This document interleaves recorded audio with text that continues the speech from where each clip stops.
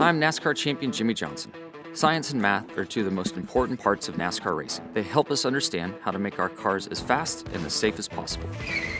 Three of the most important concepts in racing are drag, downforce, and drafting. Together, they'll make up the 3 Ds of speed.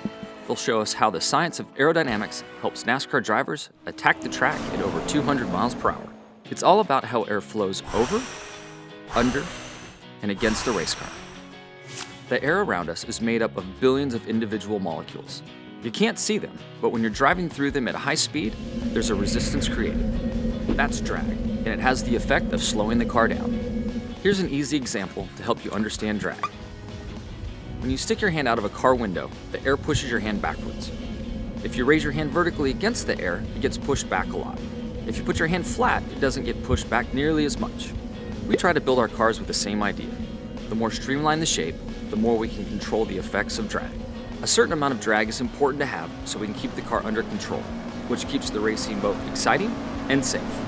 When a car spins out, there are flaps on the roof and the hood that pop up and catch the air, keeping the car from flipping over and slowing it down before the wreck can get even worse, which would really be a drag. Now, let's talk about downforce. If there's one thing a driver always wants, it's more grip. Grip is how the tires stick to the pavement. The more grip we have, the less likely we are to spin out and the faster we can go. To get grip, we want to push the tires into the track as much as we can. So how do we do that without adding more weight to the car? We'll use the science of aerodynamics to create downforce. As a car passes through the air, the molecules above the car are slowed down at certain points, which creates an area of high pressure, pushing the car down. The air under the car is not slowed down, which creates an area of low pressure. This has the effect of sucking the car down into the racetrack. The combination of these high and low pressure areas above and below the car creates downforce, and as a result, the car has more grip. The engineers that build our cars spend a lot of time working to shape them to take advantage of the physics of airflow, using downforce to keep us driving around the track as fast as possible. And who doesn't love that? Have you ever watched a race and seen one car right behind the other, sometimes with barely an inch between them? Why would we want to risk everything being so close to the other car? The answer is drafting. When cars are spread out on the track, each car has to break through the air on its own, creating drag. When two cars are close together on the track, they're able to go faster because of drafting. The car in front breaks the air, leaving a pocket behind that the second car can drive through with much less air resistance.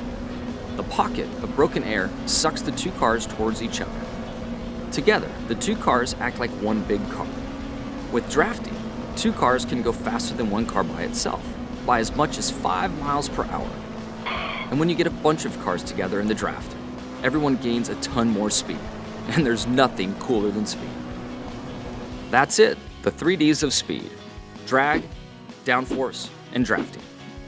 They are the 3 key ways we use science, technology, engineering, and math to make fast and exciting racing for NASCAR fans all around the world.